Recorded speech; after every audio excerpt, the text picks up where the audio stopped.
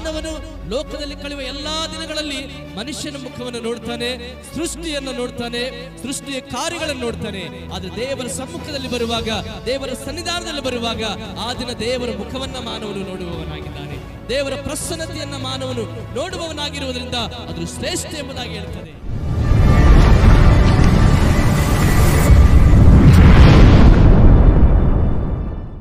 ದೇವರ ವಾಕ್ಯ ಭಾಗದಲ್ಲಿ ನಾವು ಹೋಗುವಂತರಾಗಿರೋಣ. ಇವತ್ತು ನಾನು ಹೇಳುವಂತ ಸಂದೇಶದ ಅಂಶ ಒಂದು ದಿನ ಶ್ರೇಷ್ಠ. ಓದುವಂತ ಸತ್ಯವೇದದಲ್ಲಿ 66 ಪುಸ್ತಕಗಳಿದೆ. ಈ 66 ಪುಸ್ತಕಗಳಲ್ಲಿ ಮಧ್ಯದಲ್ಲಿ ಬರುವಂತ ಪುಸ್ತಕ ಕೀರ್ತನೆಯ ಭಾಗ. ಈ ಕೀರ್ತನೆ ಭಾಗದಲ್ಲಿ ನಾವು ನೋಡ್ತೇವೆ 150 ಅಧ್ಯಾಯಗಳು ಉಂಟು. ಈ 150 ಅಧ್ಯಾಯಗಳು ಇದು ಇಸ್ರಾಯೇಲರ ಹಾಡಿನ ಪುಸ್ತಕ. ಆ ಹಾಡನ್ನೇ ಇವತ್ತು ನಾವು ಧ್ಯಾನಿಸ್ತಾ ಇದ್ದೇವೆ, ಆ ಹಾಡನ್ನೇ ಇವತ್ತು ನಾವು ಕಲಿತಾ ಇದ್ದೇವೆ. ಇಸ್ರಾಯೇಲರ ಹಾಡಿನ ಪುಸ್ತಕದಲ್ಲಿರುವಂತಹ 150 ಅಧ್ಯಾಯಗಳು ಅವರ ಜೀವಿತದಲ್ಲಿ ಅನುಭವದಿಂದ ಬರೆದಂತ ಪದ್ಯಗಳು, ಬರೆದಂತ ಹಾಡುಗಳನ್ನ ನಾವು ಗಮನಿಸುವರಾಗಿದ್ದೇವೆ. ನೋಡಿ, ಈ ಒಂದು ಕೀರ್ತನೆಗಳಲ್ಲಿ ನಾವು ನೋಡ್ತೇವೆ ರಾಗಗಳು ಎಂಬುದಾಗಿ ಬರೆಯಲ್ಪಟ್ಟಿದೆ. ಗಿತ್ತಿಯ ರಾಗ, ಇವಿಯ ರಾಗ, ಎಬಿಸಿಯ ರಾಗ, ಗಿರಿಗಾಸೆಯ ರಾಗ. ಅಂದ್ರೆ ನಾವು ತಿಳ್ಕೋಬೇಕು, ನಾವು ಯಾವುದೇ ಹಾಡನ್ನ ಹಾಡಿದ್ರು ಕೂಡ ರಾಗದಲ್ಲಿ ಹಾಡಬೇಕು ಅಂತ. ಹಲ್ಲೆಲೂಯಾ. ರಾಗ ಇಲ್ಲದ ಹಾಡು ಹೇಗಿರ್ತದೆ? ಕೇಳುವ ಕಿವಿಗಳಿಗೆ ಏನಿರ್ತದೆ? ಕಿರಿಕಿರಿ ಆಗಿರ್ತದೆ, ಹೌದಲ್ವಾ? ರಾಗದಲ್ಲಿ ಹಾಡುವಂತ ಹಾಡುಗಳು ಇನ್ನು ಕೇಳಬೇಕಂತ ಇಂಪಾಗಿ ಇರುವಂತದಾಗಿದೆ. ಹಾಗಾಗಿ ಯಾವಾಗಲೂ ಹಾಡುವಾಗಲೂ ಬಾರಿಸುವಾಗಲೂ ದೇವರ ವಾಕ್ಯದ ಅನುಗುಣವಾಗಿ ಇಂಪಾಗಿರಬೇಕೆಂಬುದಾಗಿ ನಾವು ನೋಡುವಂತರಾಗಿದ್ದೇವೆ. ಈ 150 ಕೀರ್ತನೆಗಳಲ್ಲಿ ಅನೇಕರು ಇದನ್ನ ಬರೆದಿದ್ದಾರೆ. ನಮ್ಗೆಲ್ಲರಿಗೆ ಬಹಳ ಪರಿಚಯವಾಗಿರುವಂತಹ ವ್ಯಕ್ತಿ ದಾವಿದನ ಕೀರ್ತನೆಯನ್ನು ಬರೆದಿದ್ದಾನೆ. ಸೊಲೊಮೋನನ ಕೀರ್ತನೆಯನ್ನು ಬರೆದಿದ್ದಾನೆ. 72ನೇ ಕೀರ್ತನೆ, 127ನೇ ಕೀರ್ತನೆ ಸೊಲೊಮೋನನು ಬರೆದಿದ್ದಾನೆ. ಆಸಾಫನು 73ನೇ ಕೀರ್ತನೆಯಿಂದ 82ನೇ ಕೀರ್ತನೆವರೆಗೂ ಆಸಾಫನು ಬರೆದಿದ್ದಾನೆ. 90ನೇ ಕೀರ್ತನೆ, 91ನೇ ಕೀರ್ತನೆ ಮೋಶೆ ಬರೆದಿದ್ದಾನೆ. ಹಾಗೆ ನಾವು ನೋಡ್ತೇವೆ ಕೊರಹಿಯರು 42ನೇ ಕೀರ್ತನೆಯಿಂದ 49ನೇ ಕೀರ್ತನೆವರೆಗೆ ಕೊರಹಿಯನ್ನು ಬರೆದಿದ್ದಾನೆ. ಏತಾನ್ಯ 89ನೇ ಕೀರ್ತನೆಯನ್ನ ಬರೆದಿದ್ದಾನೆ. ಇನ್ನು ಕೆಲವೊಂದು ಕೀರ್ತನೆಗಳು ಅವರ ಹೆಸರುಗಳು ಇಲ್ಲ. ಅವ್ರ ಹೆಸರುಗಳು ಇಲ್ಲದಂತ ಕೀರ್ತನೆಗಳು ಕೂಡ ಅನಾಮಧೇಯ ಕೀರ್ತನೆ ಎಂಬುದಾಗಿ ಅದಕ್ಕೆ ಹೇಳುತ್ತದೆ. ಆ ಕೀರ್ತನೆಗಳಲ್ಲಿ ಕೂಡ ಬರೆಯಲ್ಪಟ್ಟಿದೆ. ಆದ್ರೆ ಇವೆಲ್ಲವುಗಳ ಉದ್ದೇಶ ಒಂದೇ, ಅವರು ತಮ್ಮ ಜೀವಿತದಲ್ಲಿ ಏನನ್ನ ಅನುಭವಿಸಿದಾರೋ ಅದನ್ನೇ ಹಾಡು ತೋರಿಸುವಂತ ಈ ಕೀರ್ತನೆ ಆಗಿರುವುದನ್ನ ನಾವು ನೋಡುವಂತರಾಗಿದ್ದೇವೆ ಪ್ರಿಯರೇ. 84ನೇ ಕೀರ್ತನೆ ಕೊರಹಿಯರು ಬರೆದಂತ ಕೀರ್ತನೆ. ಈ ಕೊರಹಿಯರು ಯಾರು? ಸತ್ಯವೇದದಲ್ಲಿ ಇಸ್ರಾಯೇಲರಿದ್ದಾರೆ, ಯೆಹೂದ್ಯರಿದ್ದಾರೆ. ಆದ್ರೆ ಈ ಕೊರಹಿಯರು ಯಾರಂದ್ರೆ ಏಸಾವನ ಸಂತಾನದಲ್ಲಿ ಹುಟ್ಟಿದಂತ ಮಕ್ಕಳಾಗಿದ್ದಾರೆ. ಯಾಕೋಬ, ಏಸಾವ. ಆದಿಕಾಂಡ 36ನೇ ಅಧ್ಯಾಯದಲ್ಲಿ ನಾವು ನೋಡ್ತೇವೆ ಏಸಾವನಿಂದ ಪ್ರಾರಂಭವಾದ ಈ ಕೊರಹಿಯರು. ಇವರ ಗುಂಪಿನ ಕೆಲಸ ಏನಂದ್ರೆ ಒಂದೇ ಒಂದು ಇವರ ಕೆಲಸ, ದೇವರ ಆಲಯದ ಬಾಗಿಲ ಹತ್ರ ನಿಂತುಕೊಂಡು ದೇವರ ಸೇವೆ ಮಾಡುವಂತದ್ದು ಇವರ ಕೆಲಸವಾಗಿದೆ. ಹಲ್ಲೆಲೂಯಾ. ದೇವರ ಆಲಯದಲ್ಲಿ ಯಾವಾಗಲೂ ಇದ್ದುಕೊಂಡು ದೇವರ ಆಲಯದ ಬಾಗಿಲುಗಳನ್ನು ಕಾಯುತ್ತಾ ದೇವರ ಆಲಯದ ಸೇವೆಗಳನ್ನ ಮಾಡುತ್ತಾ ದೇವರ ಆಲಯದಲ್ಲಿ ಇದ್ದುಕೊಂಡು ದೇವರ ಪ್ರಸನ್ನತೆಯನ್ನು ಅನುಭವಿಸುವಂತ ಕೆಲಸವು ಇವರದಾಗಿದೆ. ಸೊ ಇವರು ಬರೆದಂತ ಒಂದು ಕೀರ್ತನೆಯಲ್ಲಿ ನಾವು ನೋಡುತ್ತೇವೆ.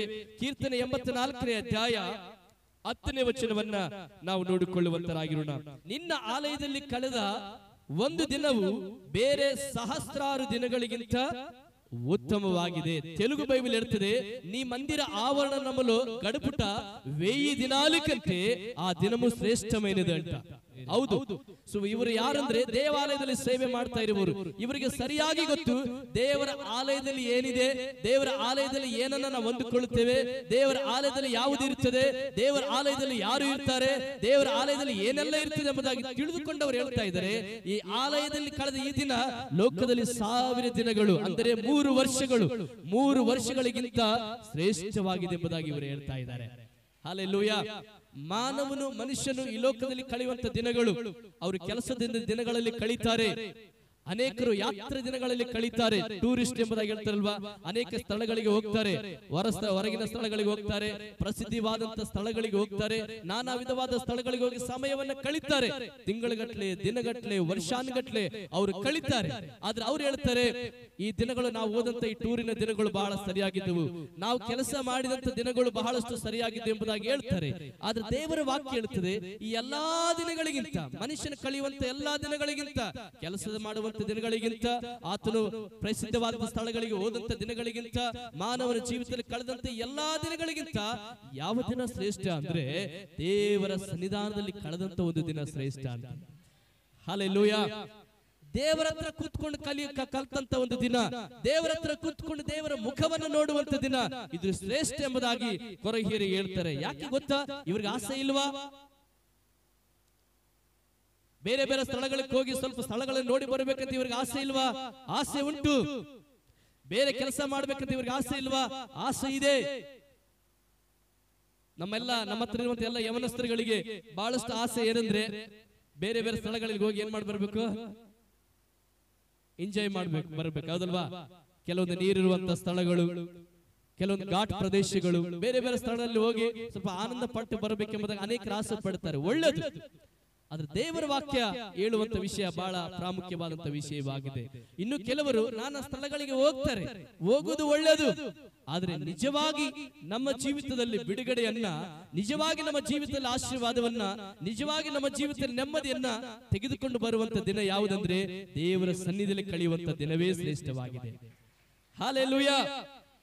ಅದಕ್ಕೆ ಆಸಾಫನು ಹೇಳ್ತಾನೆ, ಈ ಲೋಕದಲ್ಲಿ ಕಳೆಯುವ 1000 ದಿನಗಳಿಗಿಂತಲೂ ನಿನ್ನ ಅಂಗಳದಲ್ಲಿ ಕಳೆದ ಒಂದು ದಿನವೇ ಶ್ರೇಷ್ಠ ಸ್ವಾಮಿ. ಕರ್ತನೇ, ನಿನ್ನ ಅಂಗಳದಲ್ಲಿ ಎಷ್ಟು ದಿನ ಕಳೆದ್ರು ಕೂಡ ನನಗೆ ಬೇಸರ ಆಗಲ್ಲ. ನಿನ್ನ ಸನ್ನಿಧಾನದಲ್ಲಿ ಎಷ್ಟು ಹೊತ್ತು ಇದ್ರೂ ಕೂಡ ನನಗೆ ಬೇಸರ ಆಗಲ್ಲ. ಕಾರಣ ಏನು? ಯಾಕೆ ಇವರು ಈ ರೀತಿಯಾಗಿ ಹೇಳ್ತಾ ಇದ್ರೆ? ಏನಿದೆ ದೇವರ ಆಲಯದಲ್ಲಿ? ಮೊನ್ನೆ ಕಳೆದ ಒಂದು ವಾರಗಳ ಕೆಳಗಡೆ ನಮ್ಮ ಮಕ್ಕಳು ಎಲ್ಲರೂ ಹೋದ್ರು, ನಮ್ಮವರು ಪರಿಚಯದವರು ಎಲ್ಲರೂ ಹೋದ್ರು. ವಾಟರ್ ಫಾಲ್ಸ್ ಗೆಲ್ಲ ಹೋಗಿ ಆ ಸ್ಥಳದಲ್ಲಿ ಎಲ್ಲ ನೋಡ್ಕೊಂಡ್ ಬಂದು ಬೇರೆ ಬೇರೆ ಸ್ಥಳಗಳಿಗೆ ಅವರು ಹೋದ್ರು. ಒಳ್ಳೇದು. ಆದ್ರೆ ಇವರಿಗೂ ಕೂಡ ಹೋಗ್ಬೇಕಂತ ಆಸೆ ಉಂಟು. ಆದ್ರೆ ಅವರೆಲ್ಲವನ್ನ ನೋಡಿದಾಗ ಯಾವುದು ಶ್ರೇಷ್ಠ ಎಂಬುದಾಗಿ ಇವರು ತಿಳ್ಕೊಂಡವರಾಗಿದ್ದಾರೆ. ಹಲ್ಲೆಲೂಯಾ. ಅಂದ್ರೆ ಪಾಸ್ಟರ್ ನಾವು ಹೋಗ್ಬಾರ್ದಾ?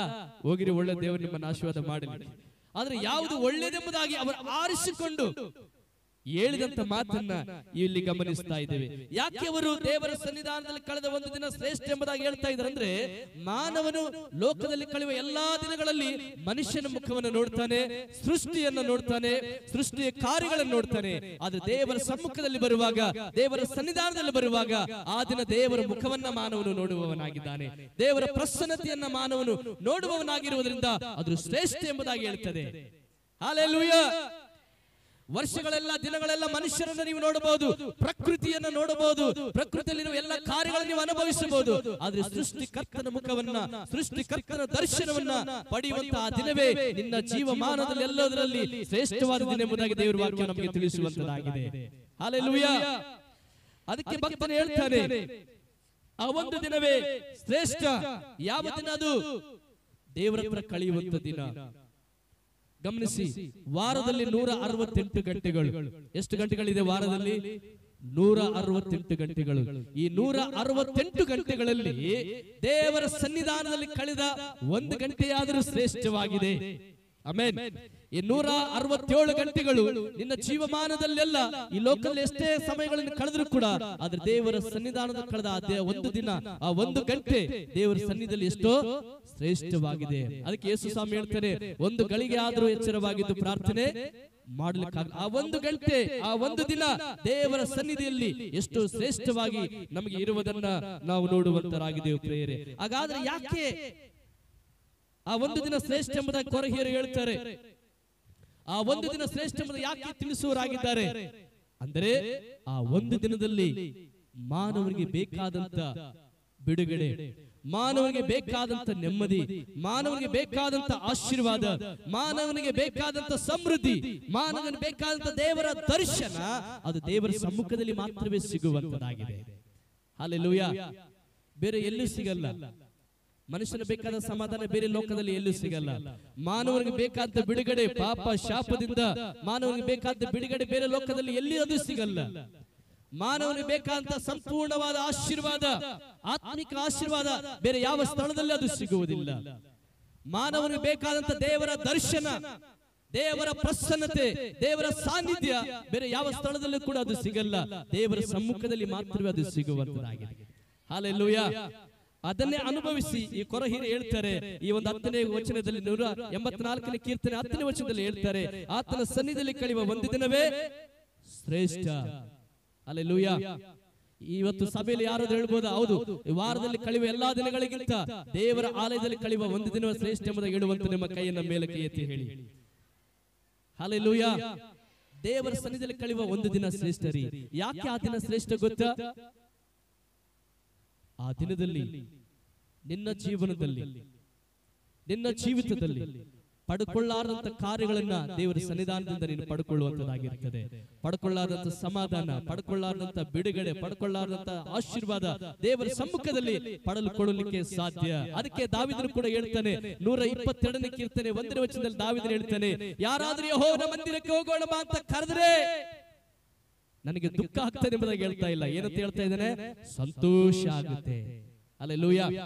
ಯಾರಾದ್ರೂ ದೇವರ ಸನ್ನಿಧಾನಕ್ಕೆ ಹೋಗೋಣ ಅಂತ ಕರೆದ್ರೆ, ಕರೆಯೋರಿದ್ರೆ ನನಗೆ ಬಹಳ ಸಂತೋಷ. ಇವತ್ತು ಲೋಕ ಹೆಂಗಾಗಿದೆ ಅಂದ್ರೆ, ಯಾರಾದ್ರೂ ಕರೆದ್ರೆ ಕೆಲವರಿಗೆ ದುಃಖ ಆಗುತ್ತೆ. ಯಾಕೆ ಆ ದುಃಖ ಆಗುತ್ತೆ ಅಂದ್ರೆ, ಯಾಕಾದ್ರೂ ಇವ್ರು ಕರೆದ್ರಪ್ಪ, ಈ ಭಾನುವಾರ ಆದ್ರೂ ಸ್ವಲ್ಪ ನಾನು ರೆಸ್ಟ್ ಮಾಡ್ತಾ ಇದ್ದೆ, ರಜೆ ತೆಗೆದುಕೊಳ್ತಾ ಇದ್ದೆ ಎಂಬುದಾಗಿ ಅನೇಕರು ಹೇಳ್ತಾರೆ. ಆದ್ರೆ ದೇವರ ವಾಕ್ಯ ಸ್ಪಷ್ಟವಾಗಿ ಹೇಳ್ತದೆ. ದಾವೀದನು ಹೇಳ್ತಾನೆ, ಯಾರಾದ್ರೂ ಕರೆದ್ರೆ ನನಗೆ ಸಂತೋಷವಾಗುತ್ತೆ. ಯಾಕೆ ಸಂತೋಷವಾಗುತ್ತೆ ಅಂದ್ರೆ, ಆತನೊಬ್ಬ ಅರಸ, ರಾಜನಾಗಿದ್ದಾನೆ. ಆದ್ರೆ ದೇವರ ಸಮ್ಮುಖವನ್ನು ಆತನು ಬಯಸ್ತಾ ಇದ್ದಾನೆ, ದೇವರ ಸಾನ್ನಿಧ್ಯವನ್ನ ಆತನು ಬಯಸ್ತಾ ಇದ್ದಾನೆ. ಇನ್ನೊಂದು ಕಡೆ ಕೀರ್ತನೆಯಲ್ಲಿ ದಾವೀದನು ಹೇಳ್ತಾನೆ, ಯಾವಾಗಲೂ ಆತನ ಮಂದಿರದಲ್ಲಿ ಇರುವುದು ನನ್ನ ಆಸೆ, ನನ್ನ ತವಕೆ ಎಂಬುದಾಗಿ ಹೇಳ್ತಾ ಇದ್ದಾನೆ. 84ನೇ ಕೀರ್ತನೆ 1ನೇ ವಚನದಲ್ಲಿ, ಸೇನಾಧೀಶ್ವರನ ಯೆಹೋವನೇ, ನಿನ್ನ ನಿವಾಸಗಳು ಎಷ್ಟೋ ರಮ್ಯವಾಗಿವೆ. ಯೆಹೋವನ ಆಲಯದ ಅಂಗಳದಲ್ಲಿ ಸೇರಬೇಕೆಂದು ನನ್ನ ಆತ್ಮವು ಹಂಬಲಿಸುತ್ತಾ ಕುಂದಿ ಹೋಗಿದೆ. ನನ್ನ ಆತ್ಮ ಹೇಗಿದೆ ಅಂದ್ರೆ, ಯಾವಾಗ ಹೋಗಿ ನಾನು ಸೇರ್ಲಿ ದೇವರ ಆಲಯಕ್ಕೆ, ಯಾವಾಗ ಹೋಗಿ ನಾ ದೇವರ ಆಲಯದಲ್ಲಿ ಕಾಲಿಡಲಿ, ಯಾವಾಗ ಹೋಗಿ ದೇವರ ಆಲಯದಲ್ಲಿ ದೇವರ ಮುಖವನ್ನು ನೋಡಲಿ, ಯಾವಾಗ ದೇವರ ಆಲಯದಲ್ಲಿ ಹೋಗಿ ದೇವರ ಪ್ರಸನ್ನತೆಯನ್ನು ಅನುಭವಿಸಲಿ, ಯಾವಾಗ ದೇವರ ಆಲಯದಲ್ಲಿ ಹೋಗಿ ನಾನು ಕಾಲಿಡಲಿ ಎಂಬುದಾಗಿ ಆತನ ಹೃದಯ ಹಂಬಲಿಸುತ್ತಾ ಇದೆ. ಹಲ್ಲೆಲೂಯಾ. ಇವತ್ತು ಸಭೆಯಲ್ಲಿ ಕೂಡ ಅನೇಕರು ಕೂಡ ಅಂತ ಹೃದಯ ಉಳ್ಳವರಾಗಿದ್ದೀರಾ. ಸೊ ಅಂತವರಿಗಾಗಿ ದೇವರಿಗೆ ನಾನು ಕೃತಜ್ಞತೆ ಸಲ್ಲಿಸ್ತೇನೆ. ಗಮನಿಸಿ, ನಮ್ಮ ಒಂದು ಅಫ್ಜಲ್ಪುರ್ ಇಂದ ಸರ್ ಅವರು ಬಂದಿದ್ದಾರೆ. ಸೊ ಬೆಳಿಗ್ಗೆ ಬೇಗನೆ 9 ಗಂಟೆಗೆ ಸರ್ ಅವರು ಬಂದಿದ್ದಾರೆ. ಹಲ್ಲೆಲೂಯಾ. ಅಂಬಲ, ಹೃದಯದ ತವಕ, ಅದನ್ನೇ ಕೊರಹೀರು ಹೇಳ್ತಾರೆ. ದಾವೀದನು ಕೂಡ ಹೇಳುವುದನ್ನ ಈ ವಾಕ್ಯ ಭಾಗದಲ್ಲಿ ನಾವು ನೋಡುವಂತರಾಗಿದೆ. ಪ್ರೇರೆ, ಯಾವಾಗ ನಾವು ಇದನ್ನ ಅನುಭವಿಸುತ್ತೀವೋ ಖಂಡಿತವಾಗಿ ದೇವರ ಸಮ್ಮುಖದಲ್ಲಿ ಅದರಿಂದ ಪಡ್ಕೊಳ್ಳುವಂತ ಕಾರ್ಯಗಳನ್ನ ನಾವು ನೋಡುವಂತರಾಗಿದ್ದೇವೆ. ಪ್ರೇರೆ, ಹಾಗಾದ್ರೆ ದೇವರ ಸನ್ನಿಧಿಯಲ್ಲಿ ಏನಿರ್ತದೆ ನೋಡಿ. ಕೊರಹೀನು ಹೇಳ್ತಾ ಇದ್ದಾನೆ, ದಾವೀದನು ಹೇಳ್ತಾ ಇದ್ದಾನೆ, ನಾನು ದೇವರ ಆಲಯ ಅಂದ್ರೆ ಬಹಳ ನನಗಿಷ್ಟ, ದೇವರ ಸನ್ನಿಧಾನದಲ್ಲಿ ಕಳಿಬೇಕಂದ್ರೆ ಬಹಳ ಇಷ್ಟ. ಲೋಕದಲ್ಲಿ ಕಳೆಯುವಂತ 1000 ದಿನ ಅಂದ್ರೆ 3 ವರ್ಷಗಳ ಕಳೆಯುವ ದಿನಗಳಿಗಿಂತ ದೇವರ ಸನ್ನಿಧಿಯಲ್ಲಿ ಕಳೆಯುವ ಒಂದು ದಿನ ಶ್ರೇಷ್ಠ. ಯಾಕೆ? ಅದನ್ನ ಯೆಶಾಯ 2ನೇ ಅಧ್ಯಾಯ 3ನೇ ವಚನದಲ್ಲಿ ಬರೆಯಲ್ಪಟ್ಟಿದೆ. ಗಮನಿಸಿ, ಇಲ್ಲಿ ಒಂದು ಕರೆ ಕೊಡ್ತಾ ಇದ್ದಾರೆ. ಆ ಕರೆಯಲ್ಲಿ ಏನಿರ್ತದೆ ಎಂಬುದನ್ನು ಕೂಡ ಹೇಳ್ತಾ ಇದ್ದಾರೆ. ಬನ್ರಿ, ಯಾಕೋಬನ ದೇವರ ಬಳಿಗೆ ಹೋಗೋಣ, ಯಾಕೋಬನ ಆರಾಧಿಸುವ ದೇವರ ಸನ್ನಿಧಾನಕ್ಕೆ ಹೋಗೋಣ, ಆತನ ಮಂದಿರಕ್ಕೆ ನಾವು ಹೋಗೋಣ. ಏನಂದ್ರೆ ಅಲ್ಲಿ ದೇವರ ವಿಷಯವಾದಂತ ಬೋಧನೆ ನಮಗೆ ಸಿಗುವಂತದಾಗಿದೆ. ದೇವರ ವಾಕ್ಯಲ್ಲಿ ಸಿಗ್ತದೆ, ದೇವರ ಮಾತಲ್ಲಿ ಸಿಗ್ತದೆ. ಹಲ್ಲೆಲೂಯಾ. ಸಭೆಗೆ ಬಂದ್ರೆ ಏನು ಸಿಗ್ತದೆ ನಮಗೆ? ಕೆಲವರೆಲ್ಲ ಕೇಳ್ತಾ ಇರ್ತಾರೆ, ಕೆಲವರೆಲ್ಲ ಕೇಳ್ತಾ ಇದ್ರೆ, ಸರ್ ನಿಮ್ ಚರ್ಚಿಗೆ ಬಂದ್ರೆ ನಮ್ಗೆ ಏನಾದ್ರು ಕೊಡ್ತೀರಾ? ಕೆಲವೊಬ್ರು ಹೀಗೆ ಕೇಳಿದ್ರು, ಸರ್ ನಿಮ್ ಚರ್ಚಿಗೆ ನಾವು ಬರ್ತೀವಿ, ನಮ್ಗೆ ಮದುವೆ ಮಾಡಿ ಕೊಡ್ತೀರಾ ಅಂತ ಕೇಳಿದ್ರು. ಮದುವೆ ಮಾಡಿ ಕೊಡಲ್ಲ, ಮದುವೆ ಮಾಡಿ ಕೊಡುವುದೇ ಇಲ್ಲ ಅಂತ ಕೇಳಿದ್ರು. ಇನ್ನೊಬ್ರು ಕೇಳಿದ್ರು, ಸರ್ ನಿಮ್ ಚರ್ಚಿಗೆ ಬಂದ್ರೆ ಎಷ್ಟು ಕೊಡ್ತೀರಿ ನಮಗೆ ಅಂತ. ಎಷ್ಟು ನಮ್ಗೆ ಅಂದ್ರೆ ಅವರ ಅರ್ಥ ಏನಂದ್ರೆ, ಸಭೆಗೆ ಹೋದ್ರೆ ಏನಾದ್ರೂ ನಮಗೆ ಕೊಡ್ತಾರೆ. ನೋಡಿ, ಸಭೆಗೆ ಹೋದ್ರೆ, ದೇವರ ಸನ್ನಿಧಾನಕ್ಕೆ ಹೋದ್ರೆ ಮೊಟ್ಟ ಮೊದಲದಾಗಿ ನನಗೆ ಸಿಗುವಂತದ್ದು ದೇವರ ವಾಕ್ಯ, ದೇವರ ಮಾತು ನನಗೆ ಸಿಗ್ತದೆ. ಏನ್ ಮಾಡ್ತದೆ ದೇವರ ಮಾತು? ಜೀವಿತವನ್ನ ಬದಲಾಯಿಸುತ್ತದೆ, ನಮಗೆ ಬಿಡುಗಡೆಯನ್ನ ಅದು ಕೊಡುತ್ತದೆ. ನಮ್ಮ ಜೀವಿತದಲ್ಲಿ ಹಾದು ಹೋಗಿರುವಂತ ಸಂಕಷ್ಟಗಳಿಗೆ ಅದು ಉತ್ತರವನ್ನ ನಮಗೆ ಕೊಡುವಂತದಾಗಿದೆ. ಹಲ್ಲೆಲೂಯಾ. 6ನೇ ವಚನ ಹೇಳ್ತದೆ, ಕೀರ್ತನೆ 84 ಅದೇ 6ನೇ ವಚನ ಹೇಳ್ತದೆ, ಕಣ್ಣೀರಿನ ತಗ್ಗಿನಲ್ಲಿ ಹಾದು ಹೋಗುವಾಗ ದೇವರು ನಮ್ಮ ಸಂಗಡ ಇದ್ದು ದಾಟಿಸುವಂತವನಾಗಿದ್ದಾನೆ. ಆಮೆನ್. ನೋಡಿ, ದೇವರ ಸನ್ನಿಧಾನದಲ್ಲಿ ಏನು ಸಿಗ್ತದೆ ಅಂದ್ರೆ ದೇವರ ವಾಕ್ಯ. ಹೇಳಿ ಪಕ್ಕದವರಿಗೆ, ದೇವರ ವಾಕ್ಯ ಸಿಗ್ತದೆ. ಹೇಳು, ಸ್ವಲ್ಪ ಕೈ ಕೊಟ್ಟು ಹೇಳ್ರಿ, ದೇವರ ವಾಕ್ಯ ಸಿಗ್ತದೆ. ಯಾರಾದ್ರೂ ನಾನು ಏನಾದ್ರು ಸಿಗ್ತದೆ ಅಂತ ಬಂದ್ರೆ ಆದ್ರೆ ದೇವರ ವಾಕ್ಯನೇ ಸಿಗುತ್ತಾ? ಕೆಲವರೆಲ್ಲ ಏನೆಲ್ಲ ಆಲೋಚನೆ ಇಟ್ಕೊಂಡು ಬರ್ತೀವಿ, ಏನಾದ್ರೂ ಸಿಗ್ತದೆ, ಏನು ಸಿಗಲ್ಲ. ದೇವರ ವಾಕ್ಯ ನಿನಗೆ ಸಿಗ್ತದೆ. ಏನದಾಗಿ ಏನ್ ಸಿಗ್ತದೆ? ದೇವರ ಪ್ರಸನ್ನತೆ ನಿನಗೆ ಸಿಗ್ತದೆ. ದೇವರ ಚಲಿಸುವಂತ ದೇವರ ಚಲನೆ ಮಾಡುವಂತ ದೇವರ ಪ್ರಸನ್ನತೆ, ದೇವರ ಸಾನ್ನಿಧ್ಯ ನಿನಗೆ ಸಿಗುವಂತದಾಗಿದೆ. ನೋಡಿ, ಯಾವಾಗ ದೇವರ ಪ್ರಸನ್ನತೆಯಲ್ಲಿ ನೀನು ಇರ್ತೀಯೋ ನಿನ್ನ ಜೀವಿತದಲ್ಲಿ ಬಿಡುಗಡೆಯನ್ನ ನೀನು ಹೊಂದಿಕೊಳ್ತೀಯ. ಹಲ್ಲೆಲೂಯಾ. ಅದಕ್ಕೆ ಕೆಲವರೆಲ್ಲ ಬಾಗಲ್ತನ ಬರ್ತಾರೆ, ಒಳಗೆ ಬರಕ್ ಆಗಲ್ಲ. ಎಷ್ಟೋ ಜನ ನಮ್ಮ ಸಭೆಯಿಂದ ಬಹಳ ಜನ ಹೊರಗಡೆ ಹೋಗಿ ಬಾಗಲ್ತನ ಬರ್ತಾರೆ.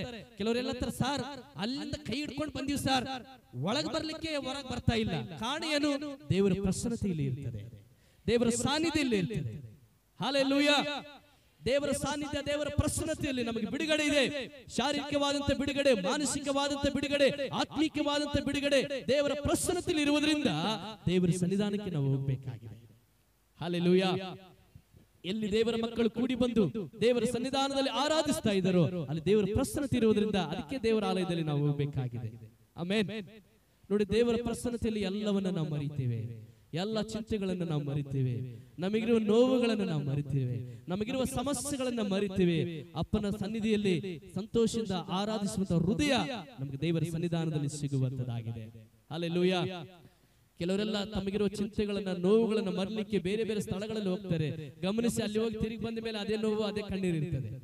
ಅದು ದೇವರ ಸನ್ನಿಧಾನದಲ್ಲಿ ಬರುವಾಗ ದೇವರ ವಾಕ್ಯ ನಿನಗೆ ಒಂದು ನಿರೀಕ್ಷೆ ಕೊಡುತ್ತದೆ, ದೇವರ ವಾಕ್ಯ ನಿನಗೆ ಒಂದು ಭರವಸೆಯನ್ನು ಕೊಡುತ್ತದೆ, ದೇವರ ವಾಕ್ಯ ನಿನ್ನೊಂದಿಗೆ ಮಾತನಾಡುವಂತದಾಗಿದೆ. ಮೊದಲದಾಗಿ ಏನ್ ಸಿಗ್ತದೆ ದೇವರ ಸನ್ನಿಧಾನದಲ್ಲಿ? ದೇವರ ವಾಕ್ಯ. ಎರಡನೇದಾಗಿ ದೇವರ ಪ್ರಸನ್ನತೆ. ಮೂರನೇದಾಗಿ ನಾವು ನೋಡ್ತೇವೆ ದೇವರ ಸನ್ನಿಧಾನದಲ್ಲಿ ಏನು ಸಿಗ್ತಂದ್ರೆ ದೇವರ ದರ್ಶನ, ದೇವರ ಮುಖ ದರ್ಶನ. ಗಮನಿಸಿ, ದೇವರ ಮುಖ ದರ್ಶನ ಲೋಕದಲ್ಲಿ ಎಲ್ಲಿ ಹುಡುಕಿದ್ರು ಸಿಗಲ್ಲ ರೀ. ದೇವರ ಸನ್ನಿಧಾನದಲ್ಲಿ ದೇವರ ಮುಖ ದರ್ಶನ ಸಿಗುವಂತದಾಗಿದೆ. ಹಲ್ಲೆಲೂಯಾ. ದೇವರ ಸನ್ನಿಧಾನದಲ್ಲಿ ಬರುವಾಗ ದೇವರ ಮುಖವನ್ನು ನಾವು ದೃಷ್ಟಿಸಬಹುದು. ನೇರವಾಗಿ ತಂದೆಯೊಟ್ಟಿಗೆ ಮಾತಾಡಬಹುದು, ನೇರವಾಗಿ ಆತನೊಂದಿಗೆ ಮಾತಾಡಬಹುದು. ನಿನಗಿರುವ ಸಮಸ್ಯೆಗಳನ್ನು ಹಂಚಿಕೊಳ್ಳಬಹುದು, ನಿನಗಿರುವ ನೋವುಗಳನ್ನು ಹಂಚಿಕೊಳ್ಳಬಹುದು. ನೀನು ಆತನನ್ನು ದೃಷ್ಟಿಸಬಹುದು, ಆತ ನಿನ್ನನ್ನ ದೃಷ್ಟಿಸುವವನಾಗಿದ್ದಾನೆ. ಅದಕ್ಕೆ ವಾಕ್ಯ ಹೇಳ್ತದೆ, ಆತನು ದೃಷ್ಟಿಸುವವರ ಮುಖವು ಪ್ರಕಾಶವನ್ನು ಅದು ಹೊಂದುವಂತದಾಗಿದೆ. ಯಾರೆಲ್ಲ ದೇವರ ಮುಖವನ್ನು ನೋಡ್ತಾರೋ ಆತನ ಮುಖದ ಮೇಲಿರುವ ಪ್ರಕಾಶ ಅವರ ಮೇಲೆ ಕೂಡ ಬರುವಂತದಾಗಿದೆ. ಹಲ್ಲೆಲೂಯಾ. ಅದು ದೇವರ ಸನ್ನಿಧಾನದಲ್ಲಿ ಸಿಗುವಂತದಾಗಿದೆ.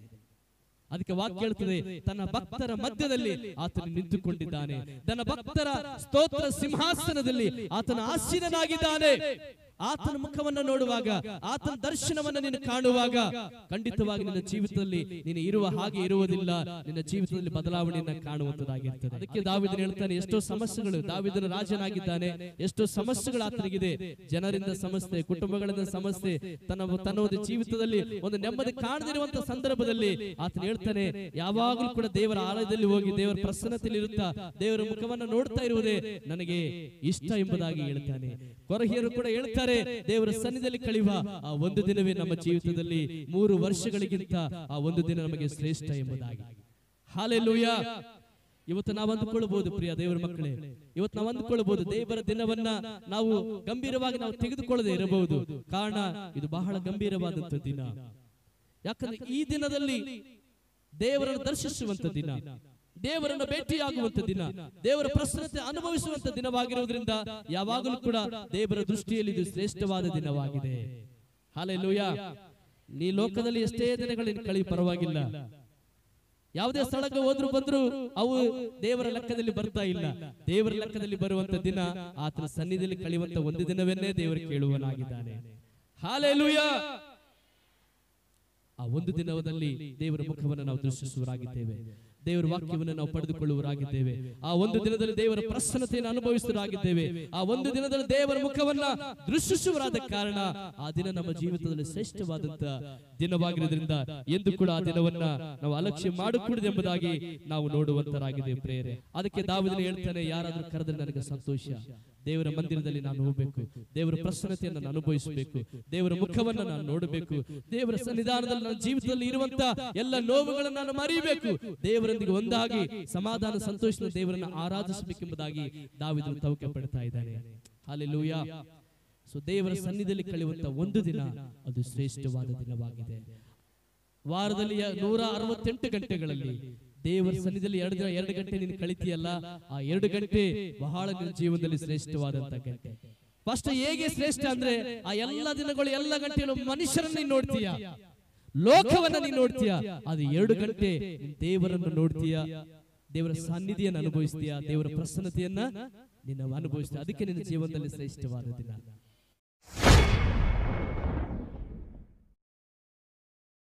ಲೋಕದಲ್ಲಿ ಅನೇಕರ ಮುಖವನ್ನು ನೋಡುತ್ತೇನೆ, ಅನೇಕ ದಿನಗಳು ಪ್ರಕೃತಿಯನ್ನು ನೋಡ್ತೇನೆ, ಅನೇಕ ಸ್ಥಳಗಳಿಗೆ ನಾನು ಹೋಗಿ ಭೇಟಿ ಕೊಡ್ತೇನೆ, ಅನೇಕ ದೇಶಗಳಿಗೆ ಹೋಗಿ ನಾನು ಭೇಟಿ ಕೊಡ್ತೇನೆ, ಅನೇಕ ರಾಜ್ಯಗಳಿಗೆ ಹೋಗಿ ನಾನು ಭೇಟಿ ಕೊಡ್ತೇನೆ. ಆದ್ರೆ ಆ ಎಲ್ಲಾ ದಿನಗಳಿಗಿಂತ ಸ್ವಾಮಿ ನಿನ್ನ ಸನ್ನಿಧಾನದಲ್ಲಿ, ನಿನ್ನ ಆಲಯದ ಅಂಗಳದಲ್ಲಿ ಕಳೆಯುವ ದಿನ ನನ್ನ ಜೀವಿತದಲ್ಲಿ ಶ್ರೇಷ್ಠಪ್ಪ. ಕಾರಣ ದೇವರ ಆ ದಿನ ನಿನ್ನ ಮುಖವನ್ನ ನಾನು ದೃಷ್ಟಿಸುತ್ತೇನೆ, ಆ ದಿನ ನಿನ್ನ ಮುಖವನ್ನ ನಾನು ನೋಡುವವನಾಗಿದ್ದೇನೆ ಎಂಬುದಾಗಿ. Hallelujah, hallelujah. ಇರುವ ಸ್ಥಳದಲ್ಲಿಯೇ ಸಾಧ್ಯವಾದ ನಮ್ಮ ಕೈಗಳನ್ನು ಮೇಲೆತ್ತಿ ದೇವರಿಗೋಣ. ಹೌದು ಸ್ವಾಮಿ, ನಿನ್ನ ಸನ್ನಿಧಿಯಲ್ಲಿ ಕಳೆಯುವ ದಿನವೇ ನನಗೆ ಆಶೀರ್ವಾದ, ನಿನ್ನ ಸನ್ನಿಧಿಯಲ್ಲಿ ಕಳೆಯುವ ದಿನವೇ ನನ್ನ ಜೀವನದಲ್ಲಿ ಶ್ರೇಷ್ಠ. ಈ ಲೋಕದಲ್ಲಿ ಕಳೆಯುವ ಯಾವುದೇ ದೇಶವಾಗಿರಲಿ, ಯಾವುದೇ ಮೂಲೆಯಾಗಿರಲಿ, ಆ ಸ್ಥಳದಲ್ಲಿ ಕಳೆಯುವ ಎಲ್ಲಾ ದಿನಗಳಿಗಿಂತ ನಿನ್ನ ಸನ್ನಿಧಿಯ ಆಲಯದ ಅಂಗಳದಲ್ಲಿ ಕಳೆಯುವ ಒಂದು ದಿನ, ನಿನ್ನೊಂದಿಗೆ ಮಾತನಾಡುವ ಆ ಒಂದು ದಿನ, ನಿನ್ನ ಮುಖವನ್ನು ನೋಡುವಂತ ಆ ಒಂದು ದಿನ, ನಿನ್ನ ದರ್ಶನವನ್ನು ಕಾಣುವಂತ ಆ ಒಂದು ದಿನ, ನಿನ್ನ ಪ್ರಸನ್ನತೆ ಅನುಭವಿಸುವಂತ ಆ ಒಂದು ದಿನ ನನ್ನ ಜೀವನದಲ್ಲಿ ಶ್ರೇಷ್ಠ ಎಂಬುದಾಗಿ. ಹಾಲೆಲೂಯ. ನಿನ್ನ ಪ್ರಸನ್ನತೆ ಇಲ್ಲದೆ ನಾನು ಬಾಳಲಾರೆನು, ನಿನ್ನ ಪ್ರಸನ್ನತೆ ಇಲ್ಲದೆ ನಾನು ಬಾಳಲಾರೆನು, ನಿನ್ನ ಪ್ರಸನ್ನತೆ ಇಲ್ಲದೆ ನನ್ನಿಲ್ಲಿ ಹೇಳಿ.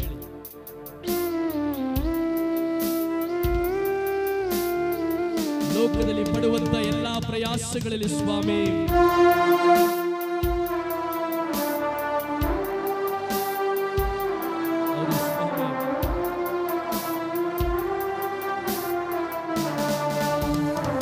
ಎಲ್ಲವನ್ನು ಬಿಟ್ಟು ನಿನ್ನ ಜೊತೆ ಕಳೆಯುವ ಒಂದು ದಿನ ಶ್ರೇಷ್ಠವೇ ಪ್ರಭುವೇ, ಅದು ನನ್ನ ಭಾಗ್ಯವೇ ಪ್ರಭು.